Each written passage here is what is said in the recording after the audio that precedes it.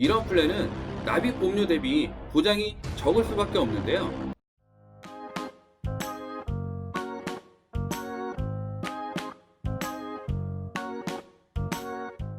안녕하세요. 돈이 되는 보험만 모아서 소개해드리는 승현입니다. 반갑습니다.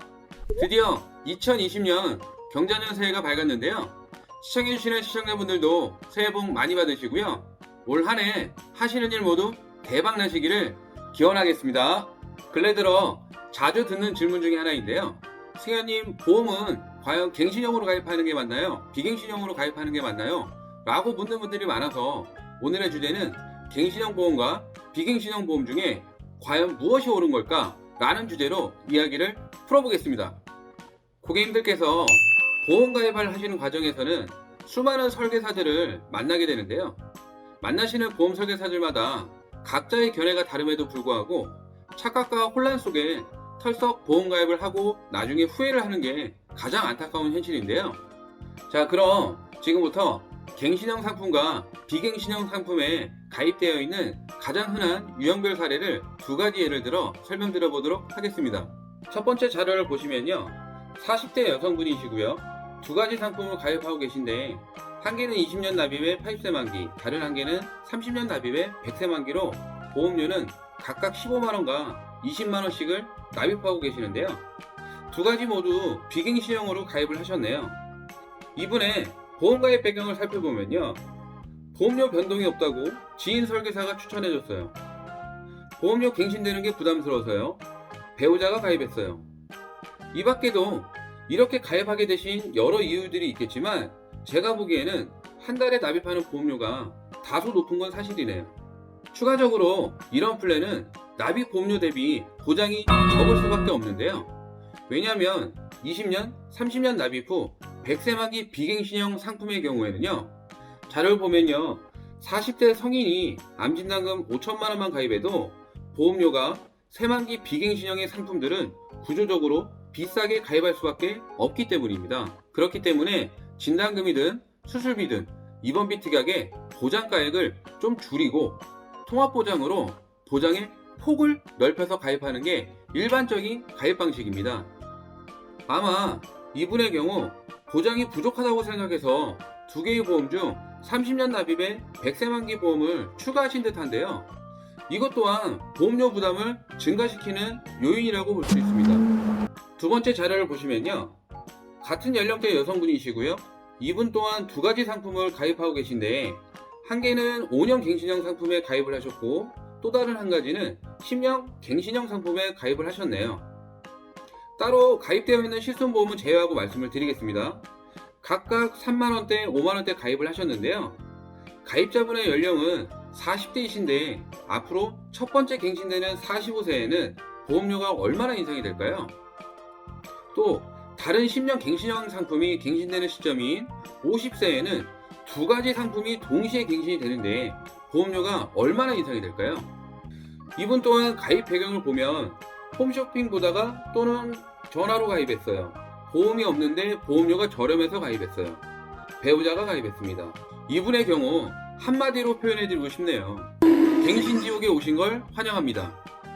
이분은 보험 가입을 하신 게 아니라 적게는 40년, 길게는 60년 평생 할부보험을 가입하신 것도 부족해 시간이 지날수록 보험료가 증가되는 폭탄을 구매하신 거나 틀린 게 뭐가 있을까요? 물론 가입 한 건당 가입한 보험료를 보면 보험료도 저렴하고 보장도 수천만 원씩 준다라고 하니까 가입하셨겠지만요.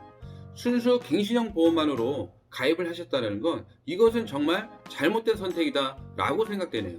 자, 정리해 보겠습니다. 보험 가입하실 땐 첫째, 갱신, 비갱신 상품을 따지기 전에 갱신 주기를 잘 살펴봐라. 이렇게 갱신형 보험으로만 구성을 하신 경우에는요.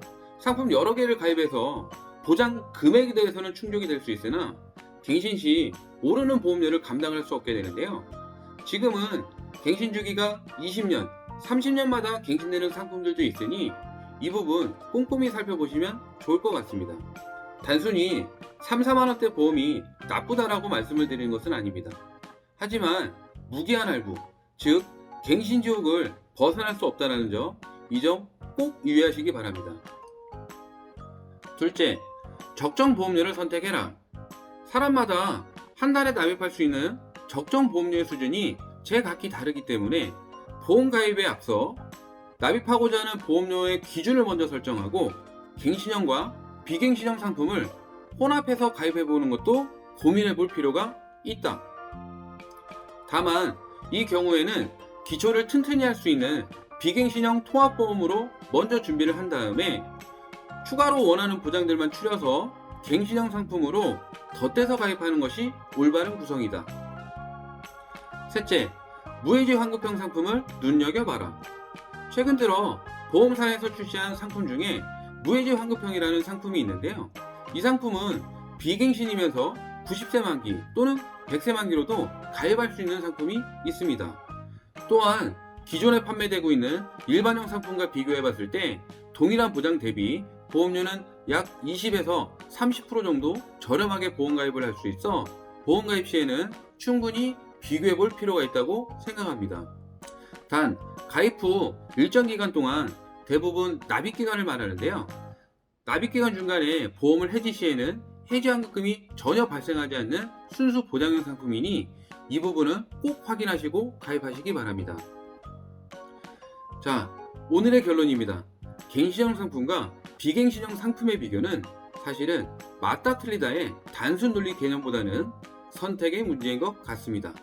다만 제 생각은요, 기초공사가 튼튼히 다져져 있는 경우 갱신형 보험이 세컨 보험으로 빛을 발휘할 수 있지만 갱신형 보험으로만 구성이 되어 있는 경우 갱신지옥에서 벗어날 수가 없다라는 게 제 결론입니다.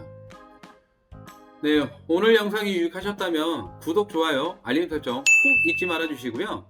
보험에 대해 궁금하신 게 있으시면 영상에 보이는 카카오톡 상담 시청 또는 유선으로 전화 주시면 제가 직접 친절하게 안내 드리도록 하겠습니다. 감사합니다.